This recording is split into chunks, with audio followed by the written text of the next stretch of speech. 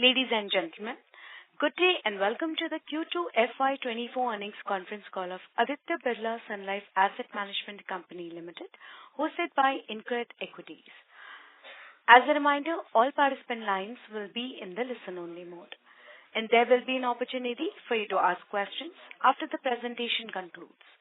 Should you need assistance during the conference call, please signal an operator by pressing star then 0 on your touchtone phone. Please note that this conference is being recorded. I now hand the conference over to Mr. Jignesh Shial from InCred Equities. Thank you, and over to you, sir. Thank you, Michelle, and good evening, everyone. On behalf of InCred Equities, I welcome all to Aditya Birla Sun Life AMC to QFY24 earnings conference call. We have along with us Mr. E. Balasubramanian, Managing Director and CEO, Mr. Parag Joglekar, Chief Financial Officer, and Mr. Prakash Bogli, Head Investor Relations. We are thankful to the management for allowing us this opportunity. I would now like to hand it over to Mr. E. Balasubramanian, Managing Director and CEO of Aditya Birla Sun Life AMC, for his opening remarks. Over to you, sir. Thank you and good evening to everyone. Also for the introduction for this call. I hope you all had the opportunity to go through the earnings presentation, which is available on the stock exchanges and our website. Let me quickly give you the broad economic outlook and the mutual industry update before I give an update on our performance for the quarter 2 of 2024. Broad economy, the growth story for the country as a whole remains intact and resilient despite global macro uncertainties.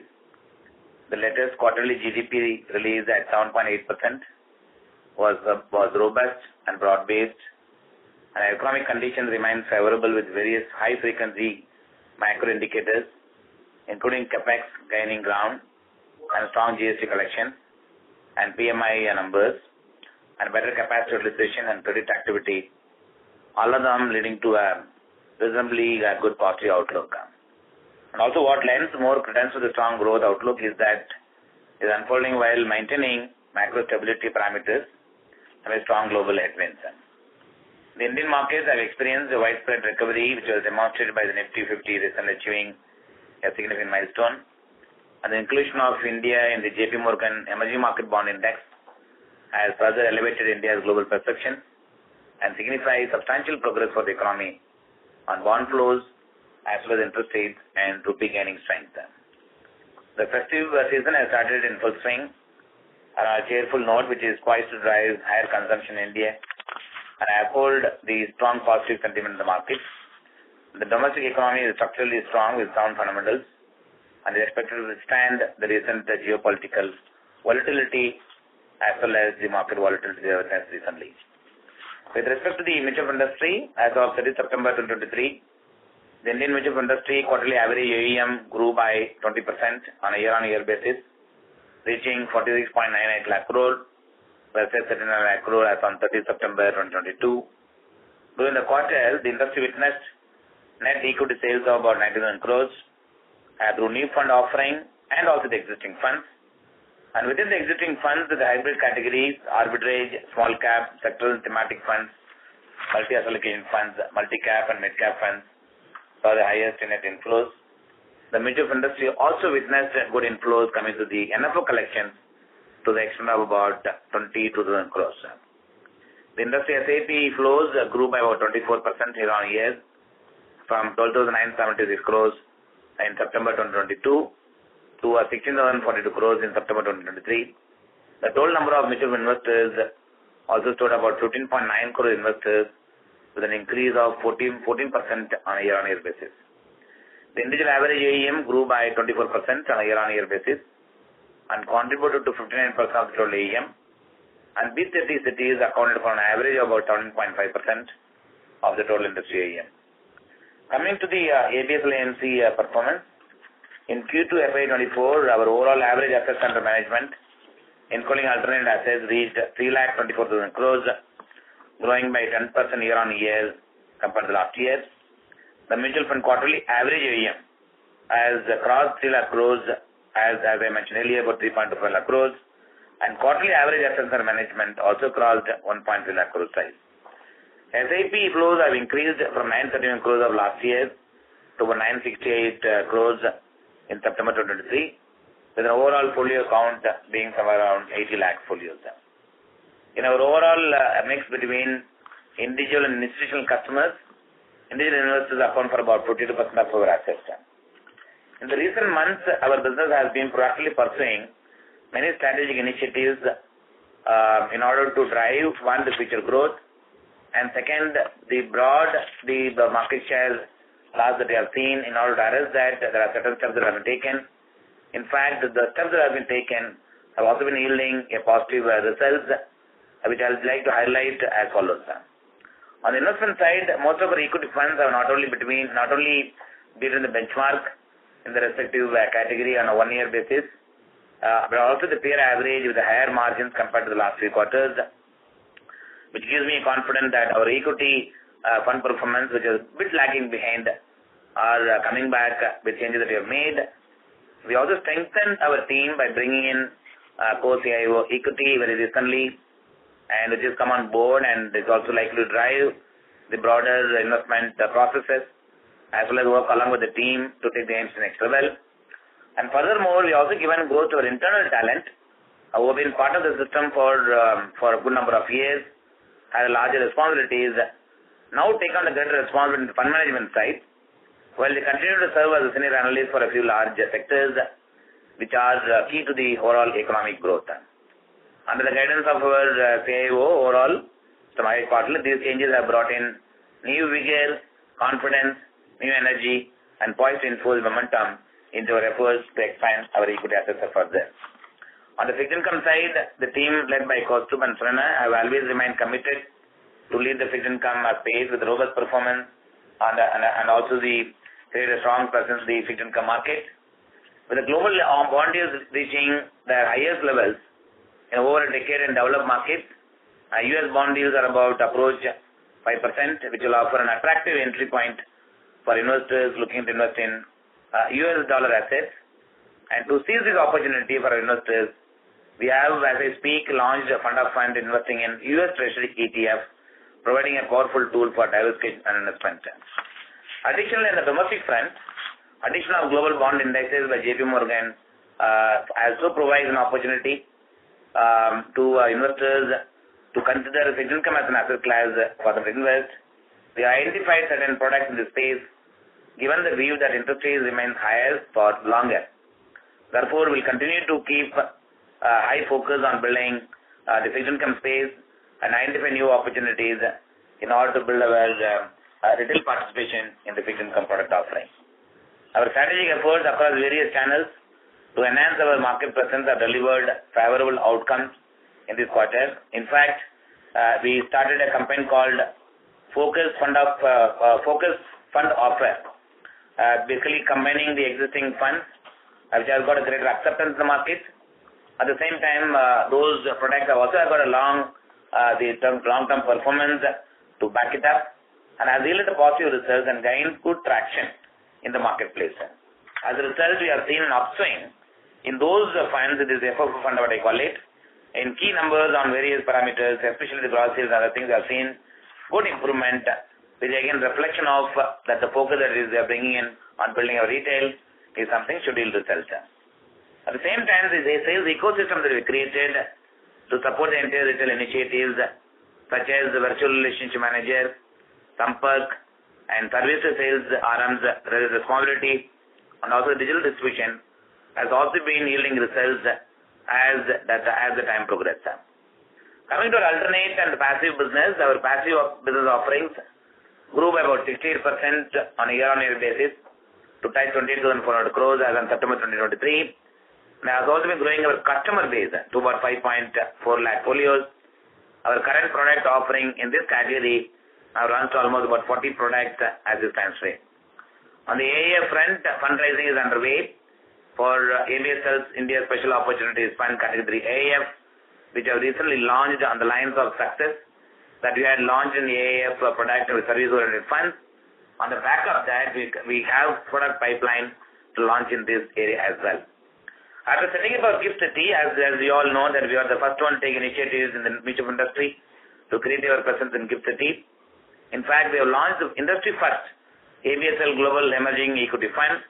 This strategically feeds into emerging market equity fund of global boutique investors, enabling our investors to access and benefit from emerging market opportunities.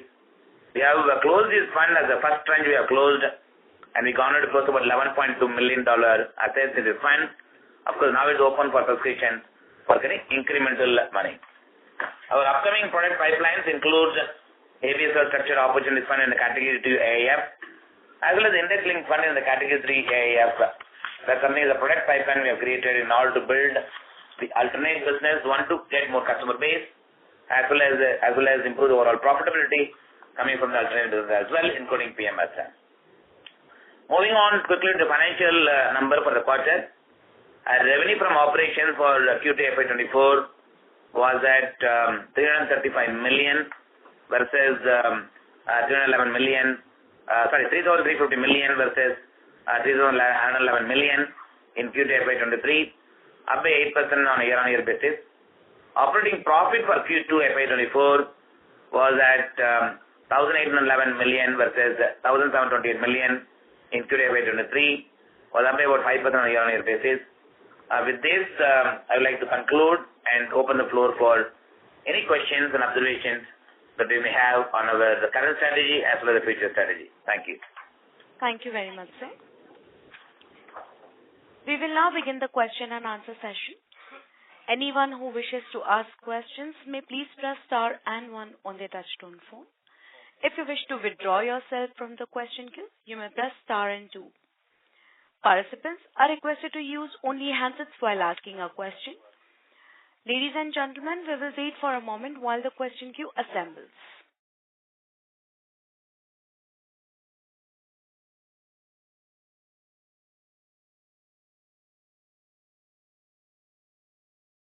We'll take the first question from the line of Dipanjan Ghosh from Citigroup.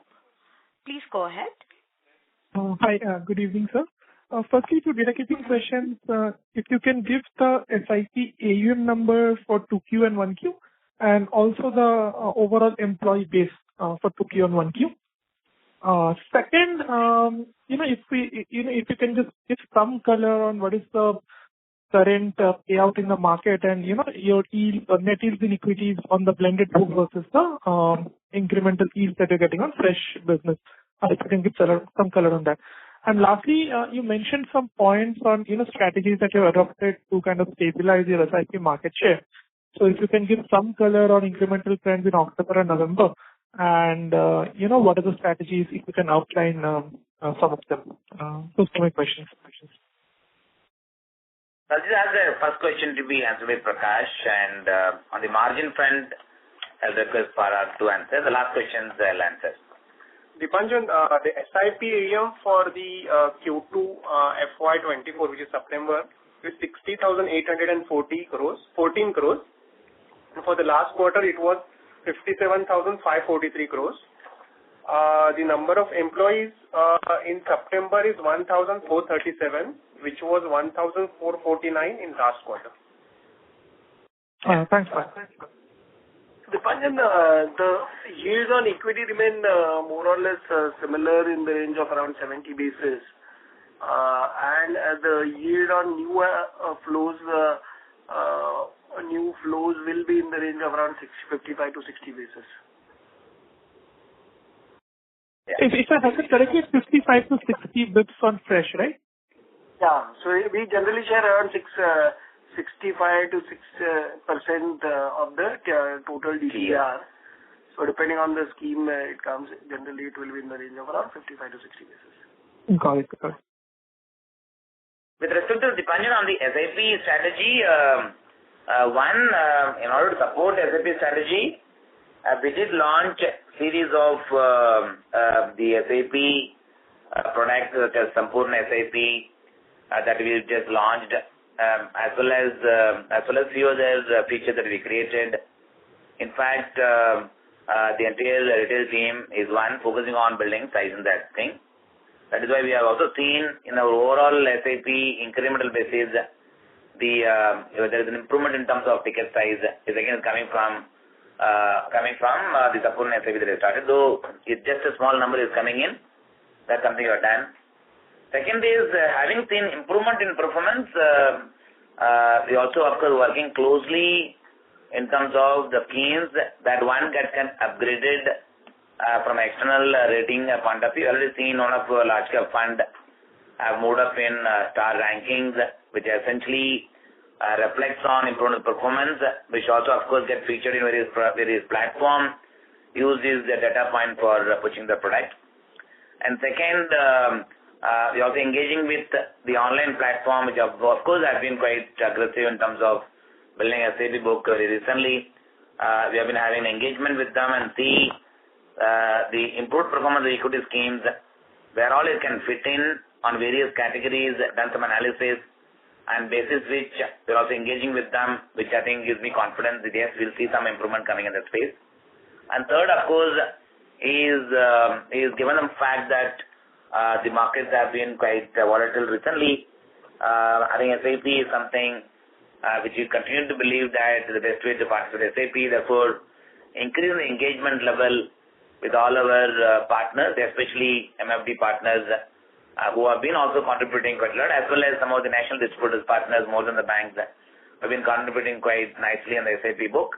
And these two engagements that we have done in the recent past, I think all the three of these activities that I just mentioned about should help in actually improving the overall the registration, therefore the gross number improves, as well as the net number that currently we are about 970 crores. Then I think targeting the number should cross 1,000 crores kind of number to start with and then move up in the rank. So that is the way we are doing it. Of course, we also launched one NFO as I speak. I just started today. Which is the transport and logistic fund. And normally what happens is NFO one not only gives the incremental AEM, it also gives a new customer base. It also helps in getting new SAPs, and that's something should help. Even the US bond deal that we have started, of course, is in the mutual fund platform. It does not have any restriction in terms of what is the minimum ticket size. Anybody can participate. We're also seeing some kind of really good participation coming in that fund also from retail side. So all these initiatives makes me feel that I think we will see some the combined effort should see that improvement coming on the SAP space. Sure. Bharata, if I can just squeeze in one small question. If I look at the industry and where incremental SIPs are coming from, and if I look at your market share losses, can you give some color on what would be your counter share across all the major channels? Like you mentioned that you're working closely with the digital partners. So if you can give some color on what the mix would be internally, or where you are probably seeing some pressure, or where you're kind of probably higher than your blended market share. If you can give some color on that from a channel perspective. Yeah, just on the broader basis, there are 5 channels. One, of course, the IFAs. Second is the bank, and third is the MFDs, and fourth is the digital, and fifth is the direct.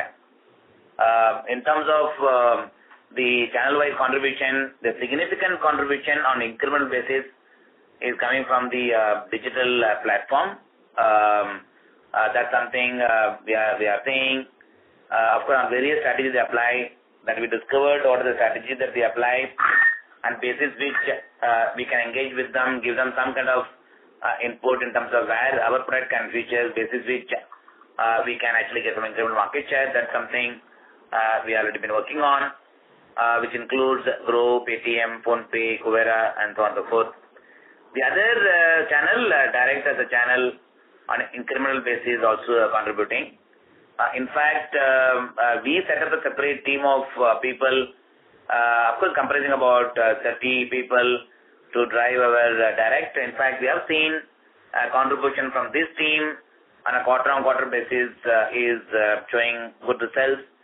And also we have set a target for each of the branch locations to also keep a high focus on direct as a business building and as part of our customer expansion strategy. That's something is contributing to the industry, and even for us is something we are stepping our focus.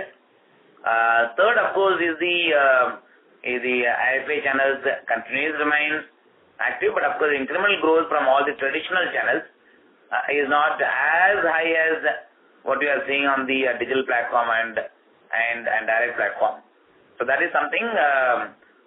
One, we can maintain our strategy on the traditional channels. These are the two channels. Also, we are revisiting how we can get a higher market share in this space, for which we are taking some steps, as I just mentioned. All right. Thank you, sir, and all the best.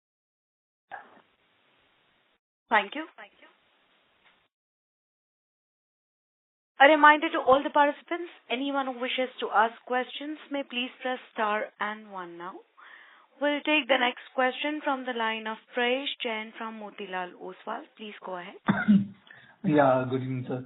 So just firstly on your product launch pipeline. So what are the products that can be envisaged in the say next couple of quarters?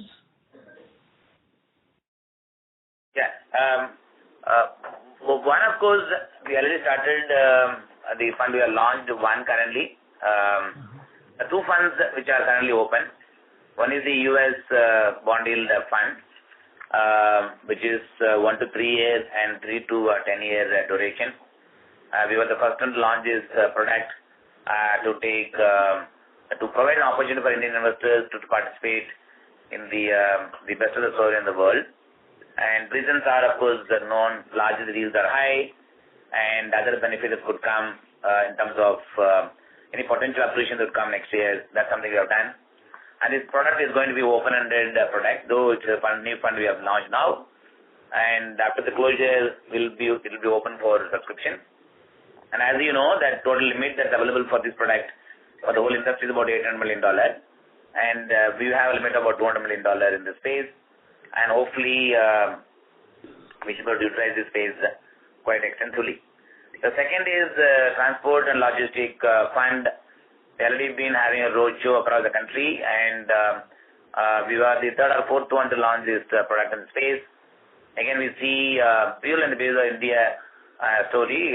This product has got longer term shelf life, and therefore we launched this product, which again started today, is likely to close on 10th of November. And third, of course, we have AIF product pipeline that we have created. Given the fact that we had good success on the first AIF launch that we have done, currently close to 900 crores. We have created two pipelines in this space, one special structured opportunities fund in category 2, as well as index-linked fund for category 3 fund. And these two we are doing. And fourth, of course, is subject, of course, getting clearance from SEBI. We have planned a quant fund with head of equity coming in, with Harish Krishnan coming on board. We also plan to have a quant-based fund, which again will be driven by the CIO, co-CIO equity, supported by a quant manager whom we also recruited and will be likely to be on board very soon. These are the immediate product pipeline that we have, and as we see an opportunity in thematic category, we'll continue to keep that as a focus. As we know that given the fact that we are a 30-year-old fund and various categorization of schemes have been given, we'll have a limited scope for new fund offerings, but still within that we'll operate in terms of looking for opportunities and launch some funds. Thanks. On the yield front, the yield improvement in this quarter is primarily because of the mix and right? There's nothing else to it. Yes. Anything on the debt side where the mix has changed and has acted favorably? Yeah, there is slight uptick in the debt side also due to mix and generally opportunity to have a little higher income. So there is a slight uptick on debt side also, and the other reason is the mix change towards the equity. Yeah. What would be the debt yield in the quarter? Debt yield will be around 24 to 25. 20 basis points. Yeah. Okay.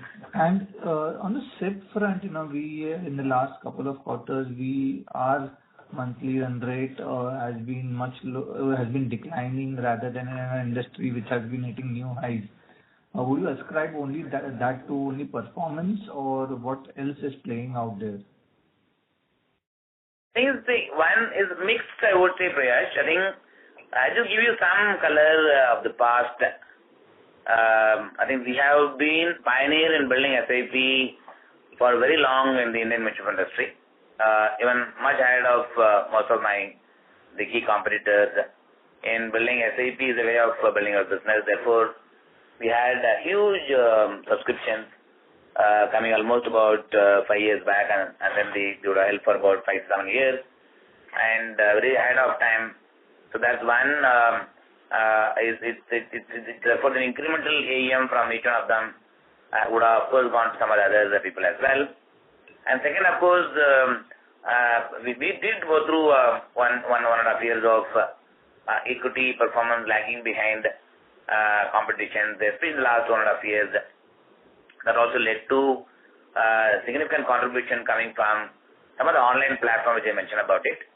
I'm only happy to say that as I gave a quick briefing on how the steps that we have taken in terms of building back the performance, which I'm happy to say that we are seeing a significant improvement, which ultimately should lead to improvement on the overall participations from all channel partners, which I am seeing it in terms of acknowledgement. First one, that industry, the participants should acknowledge, yes, the performance are on track or back on track. And secondly, of course, willingness to give is always is there. And these two things going well, I think we should see that coming back. As I said, online platform always goes by certain certain models. That's why you would have probably seen the rate of growth for other than top 10 is much higher than the first 10. It's also coming from the fact that SIP registration also comes to the NFO's offerings, also contribute to the overall success. It's not just coming only in the existing fund. It also comes in the new fund offering. It's a combination of these three. So, but net, I think our renewed focus that we are bringing on few areas, I think should help us in building back the momentum for that. This last question, how has been the NFO commissions, particularly for your newly launched NFO? And how has been the trend in the industry? Yeah, trend in the industry. We haven't launched anything currently, Prayesh. Okay. But what would be the trend in NFO commissions in the industry? Whether, because we've seen in the first half there was some relief, and all the AMCs had been talking about some cognizance about commissions. Is it inching back again, or how is the trend? Generally, it will be slightly higher than the normal sharing which we do in the normal sales of our existing fund. Because NFO generally you estimate some amount and generally accordingly pay the brokerages, and depending on the collection which you do, the amount differs. But it will be slightly higher just because it's a new fund offer. So to create that traction, it's slightly higher than the other existing one. Yeah. One advantage that we get on the NFOs is your expense, of course, starts with a higher slab, and as the size becomes bigger, it goes down. To the extent the payout will always be favorable to the distribution community, no doubt. But still, at the end of the day, the broad principle that we have, it is to make the product more profitable in whichever way is possible. At the same time, remain remunerative for the distribution channel, and yet doesn't become too costly for the investors. These are three combinations put together. We keep doing that. I think that more or less remains from a strategy point of view. And anyway, we are supposed to operate within the overall TR guidelines that under which all of us are supposed to operate. Okay. Thank you so much, and all the best. Yeah. Thank you. We'll take the next question from the line of Lalit Deo from Equirus Securities. Please go ahead. Yeah, good evening, sir. Thanks for the opportunity. So, sir, just a question so last quarter we have highlighted that we have selected a pool of schemes where we have seen improvement in our performances and our flow market share has been improving. So could you tell us what is the strategy over there? Have we added any more schemes over there? And what is our gross flow market share in the last 3 to 4 months over in those schemes particularly? Yes, Lalit. What we did is, one, the basket of product which we wanted to build size. At the same time, acceptance in the market is also very high upon the longer term performance and style of managing these funds, and also relevance of this product that we have seen an improvement such as a large cap fund and flexi cap fund, as well as small cap fund. Even a small cap fund, we have seen inflows into the small cap fund, though the flows would not have been as big as some of the other key competitors would have seen. But at least on an incremental basis, we have seen inflows. And that also being reflected in the form of overall gross volume on these schemes improving, which again reflection of how the focus strategy also is working. And even moving forward as well, we will keep identifying the product that has got one, acceptance, and at the same time, from a relevance point of view, it remains. And third, of course, we can also build volume. That's something as a strategy we keep applying it, and that should actually lead to both improving the gross sales contributions as well as the net sales contribution. Yes, so just a follow-up on this, so within these schemes, currently, what would be our, qualitatively, what would be our gross flow market share in the last 3 to 4 months? What, if any, quantification could be helpful? Yeah, no, generally we don't, of course, disclose this number because it's not specifically given out anywhere. But I can only say that what we have seen in the previous quarter, from the previous quarters, almost we have seen an improvement of about 3 to 4% on an average out of these three schemes. Sure. Yeah. And so secondly, on the expenses side, so we have during the quarter we have seen that on a sequential basis it has remained in the same range. So what is the outlook on the expenses for FY24 for the remaining 2 quarters in FY25? So Lalit, the expenses have gone up slightly on the people side. This is mainly due to the increments which we happened in the month of this quarter. That has resulted in slight increase in that, and the other expenses has gone up on the fees and commission, which was towards the AIF commission which we had paid, which is getting amortized over the period. So this is the main changes. On people side, I think so it should remain in the similar range, or if there are any hiring which we do, then slightly may go up, but otherwise should be in the similar range. Yes. Yes. Thank you. Yeah. Thank you. Yeah. Thank you. Participants who wishes to ask questions may press star and 1 on their touchtone phone now.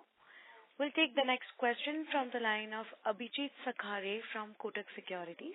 Please go ahead. Yeah, hi, good evening. Just one question. In terms of the steps that have been taken, any other major gaps that need to be filled in either on the talent side or on the distribution side? I think one or two areas, of course, we have to keep looking at improving the contribution. One, of course, on the retail side, bringing in, I think we did have we had seen some talent restrictions as it always happens for an industry. Therefore, that one part remains a high focus area. Second is beefing up the team, especially on the credit opportunities that we are seeing. We have, of course, we have one member team. We are looking at building the team so that we can offer more product in the fixed income space, especially to invest in credit-related opportunities. That's something we are beefing up. And third is our offshore contribution has remained somewhat flat for quite some time. Once again, given the fact that India has been in the forefront in getting inflows from overseas, again, we're revisiting our strategy in terms of what are the incremental steps that we can take both on the people as well as on getting assets from some of the mandates that we already have. A similar mandate whether we can win from others from institutional investors base, and how the GIFT City can actually help us in building the space. That's something we are working on it. And these are the key steps that we are taking. And skill, of course, is our ongoing thing. There is no specific one to do. The talent identifying and bringing some external talent wherever there is a need. And then both, of course, go hand in hand. And that's something we are thinking it's more of an ongoing stuff. Therefore, I don't have anything specific to give on that space. And on the investment side, of course, last time also I mentioned that we will further strengthen. And what we have done already, giving the internal existing talent, highly skilled internal existing talent, and bringing external talent, and both the combinations we already done as far as the mutual fund investment space concerns. Got it, sir. That's helpful. Thanks a lot.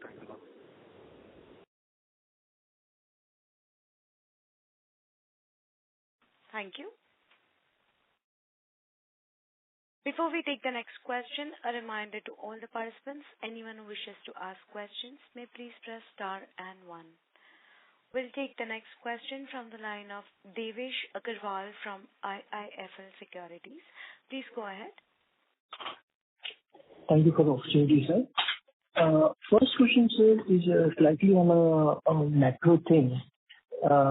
In the past, we've been talking about financialization of household savings, and some of the recent data is suggesting that there is a reversal in that trend, and net financial savings has seen a bit in terms of within the household.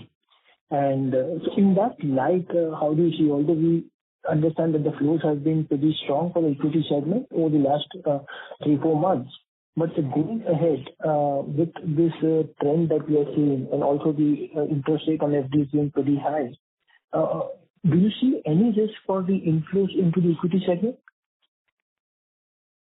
Yeah, I think interesting, Devesh.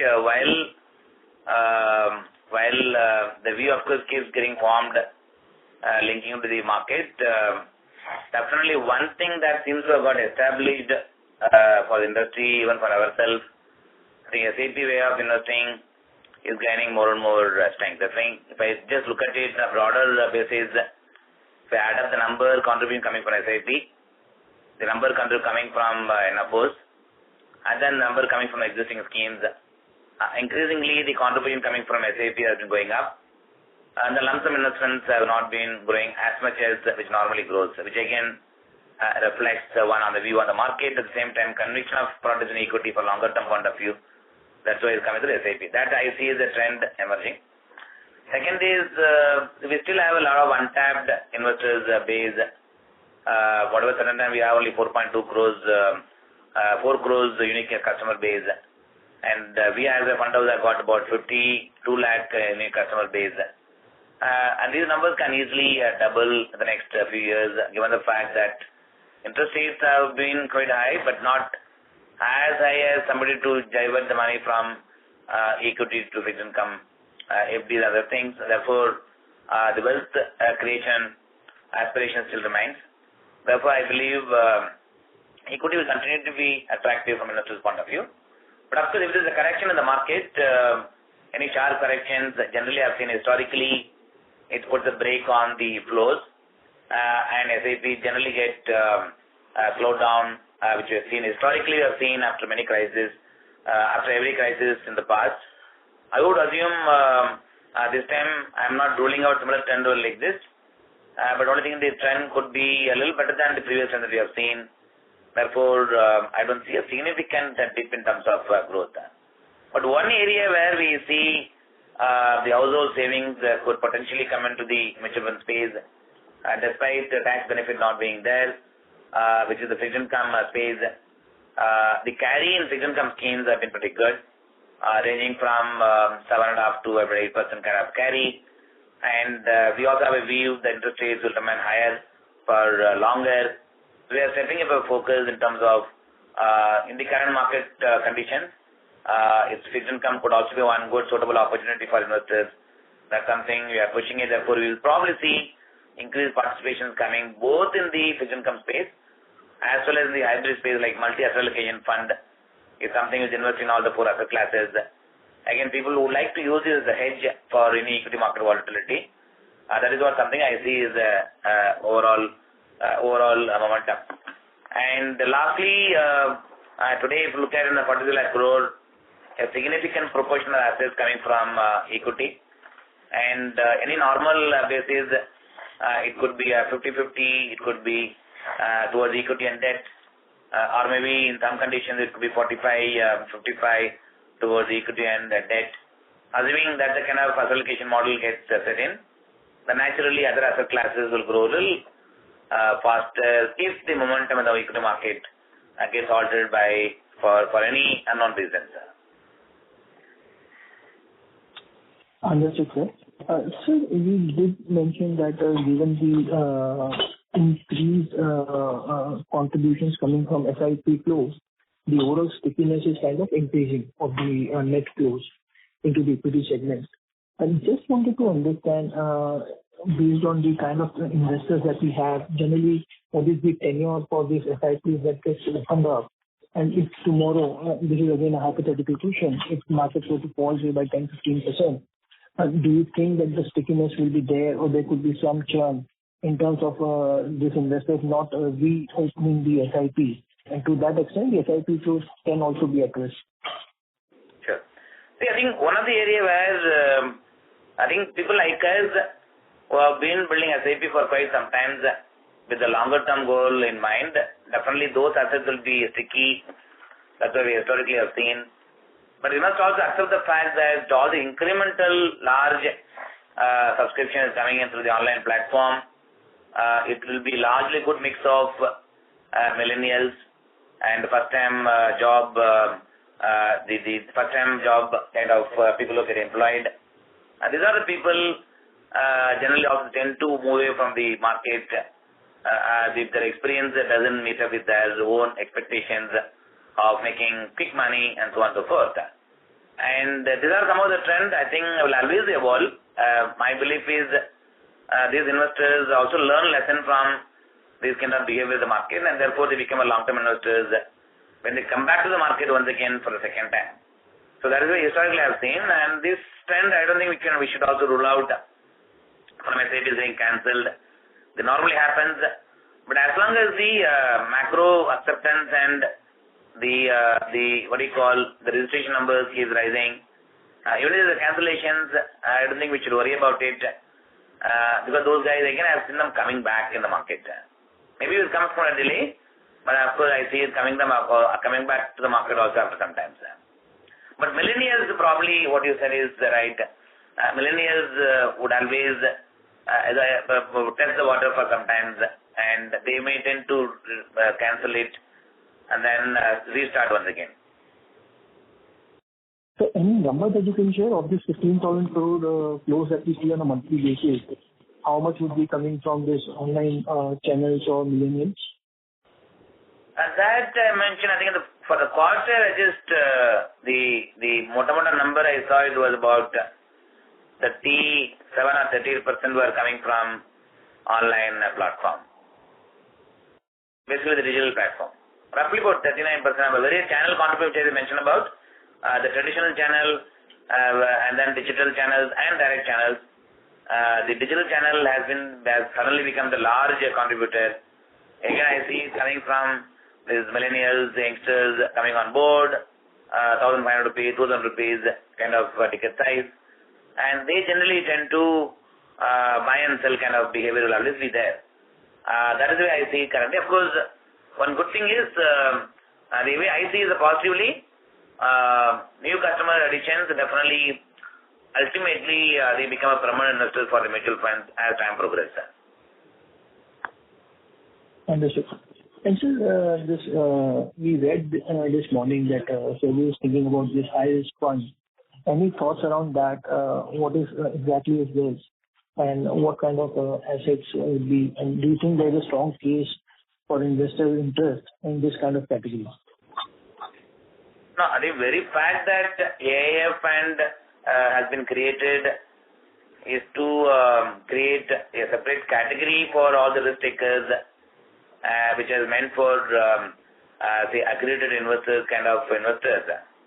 Therefore, I'm not paying currently much weightage to the article that came in. Given the fact, I don't think we are having a part of the discussion at this point of time to have such kind of product in the mutual fund space. Therefore, I'm not very sure how much of the weightage I have to give for this.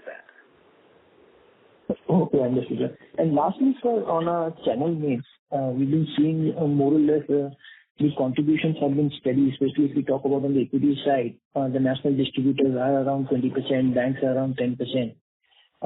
Given that you said that incremental money is coming from fintechs, do you think there would be any channel mix change that we should expect over the next, say, 1 to 2 years? And would that have any impact on our yields? No, from a channel mix point of view, I think definitely MFDs continues to remain a dominant player, and so they anyway focus on long-term investing and handle customers during all period of market volatility and ensure they make their investors invest for longer-term goal purpose. I see that continues to remain among the traditional channel. MFD will remain a dominant player, absolutely no doubt on that. Incremental wallet shares will continue to come from them. Second, of course, the national distributors who have a deep presence, all India presence, and continue to stay focused only on building retail will remain a powerful channel. Banking, of course, again, they have a larger focus on wealth management business. They would again remain a dominant player, no doubt on that. Of course, incremental AUM coming from the digital channel and direct, which again increased focus is coming in. Definitely the contribution on a year-on-year basis compared to these channels will definitely be higher. Therefore, the higher the growth compared to the normal rate of growth coming from other channels, if it continues, which is what I also feel will remain, then naturally the contribution will accordingly undergo a change.